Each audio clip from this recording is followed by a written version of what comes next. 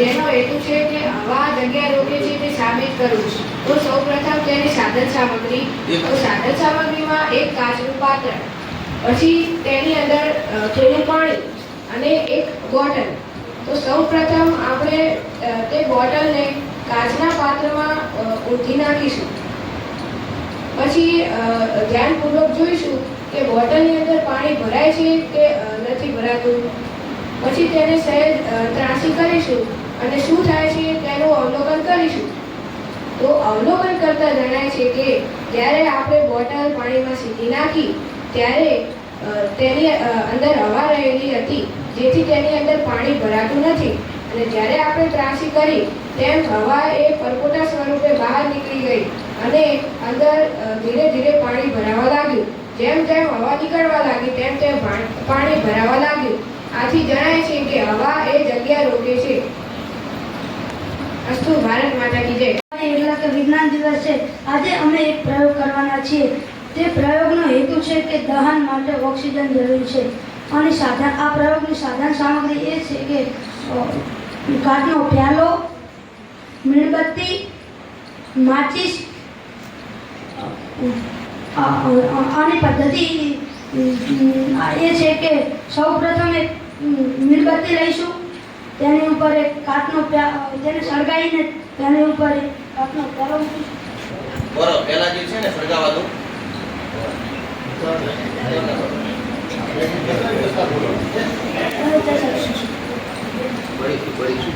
મીણબત્તી ઉપર કાચનો પ્યાલો મૂકીશું. હવે જે થાય છે તેનું અવલોકન કરીશું. ઓલવાઈ જાય છે કે સળગવાનું ચાલુ રહે છે. આપણને આ પ્રયોગ પછી અવલોકન જણાય છે કે સળગતી મીણબત્તી ઉપર કાચનો પ્યાલો મૂકતા તે ઓલવાઈ જાય છે. આથી સાબિત થાય છે કે દહન માટે ઓક્સિજન જરૂરી છે. ફેબ્રુઆરીએ રાષ્ટ્રીય વિજ્ઞાન દિવસ ઉજવવામાં આવે છે. આજે અમે એક પ્રયોગ કરવાના છીએ જેનો હેતુ છે અસમાન વીજ ભારિત પદાર્થો એકબીજાને આકર્ષે છે તે સાબિત કરવું. સાધનો: વીજ ભારિત ફૂલાવેલો ફુગ્ગો, વીજ ભારિત વપરાયેલી રિફિલ અને કાચનો પ્યાલો. પદ્ધતિ: બોલપેન, વપરાયેલી બોલપેન ની રિફિલ લો, તેને પોલિથીનના ટુકડા સાથે ઘસીને રિફિલને વીજ ભારિત કરો.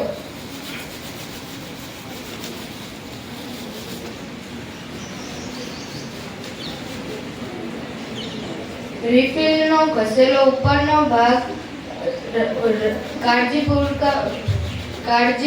કાચના પ્યાલામાં મૂકો. આ રિફિલને નજીક એક ફૂલાવેલો ફુગ્ગો, વીજ ભારિત ફુગ્ગો લાવો.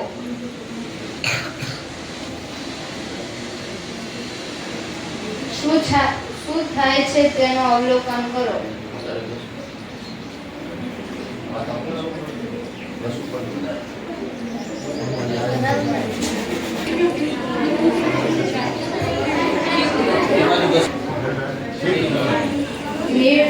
નિર્ણય: બે સમાજને આકર્ષે છે.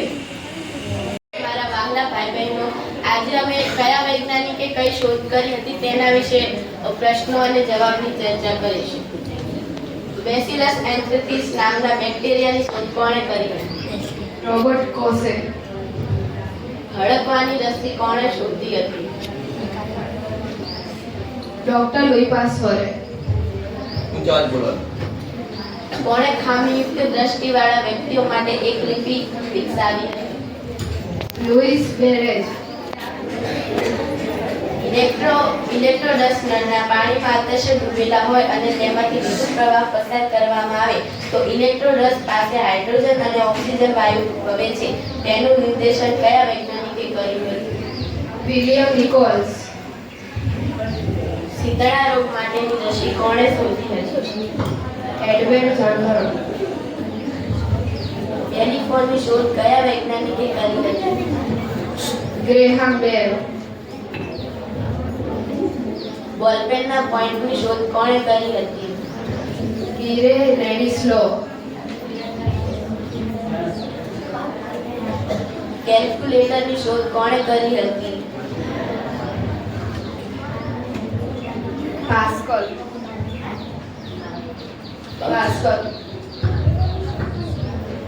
થર્મોમીટરની શોધ કોણે કરી હતી?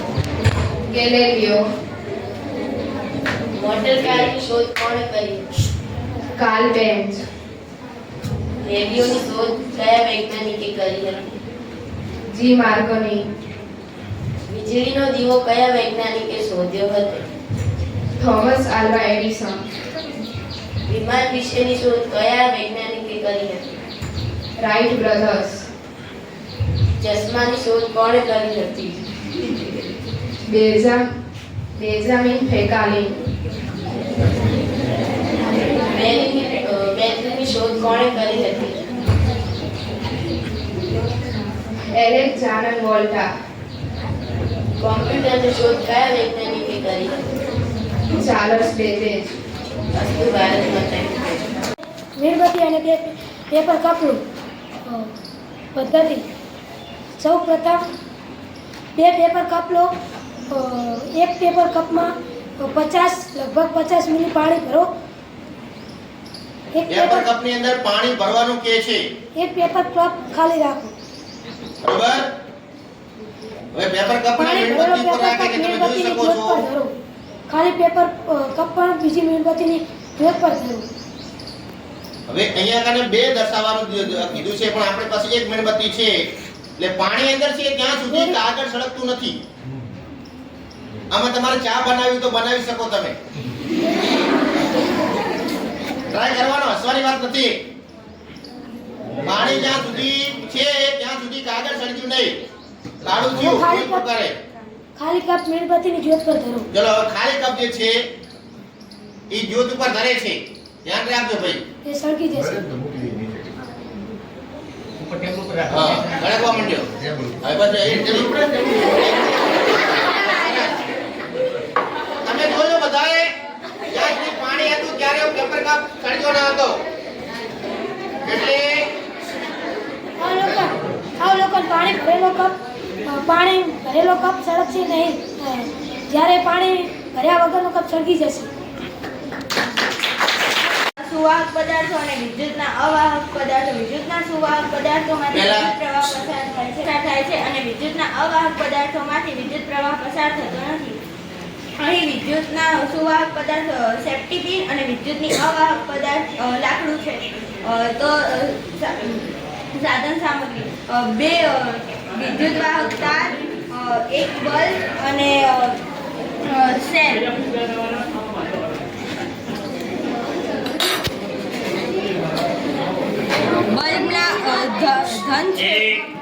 બલ્બના ધન છેડા અને સેલના ઋણ છેડા સાથે અને ઋણ છેડાને ધન છેડા સાથે જોડતા બલ્બ પ્રકાશિત થાય છે.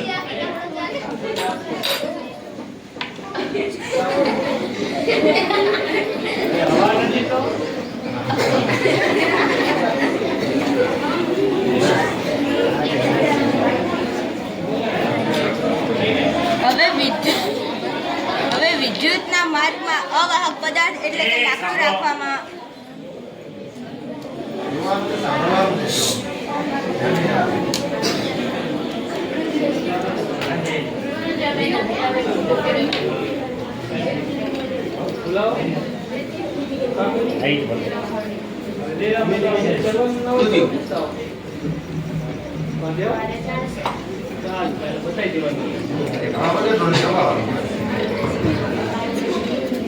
આવશે.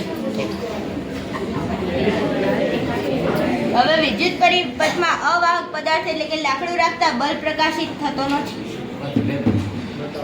કાંટો બનાવે ત્રાજવા જેવો. એ બાજુ સરખું છે.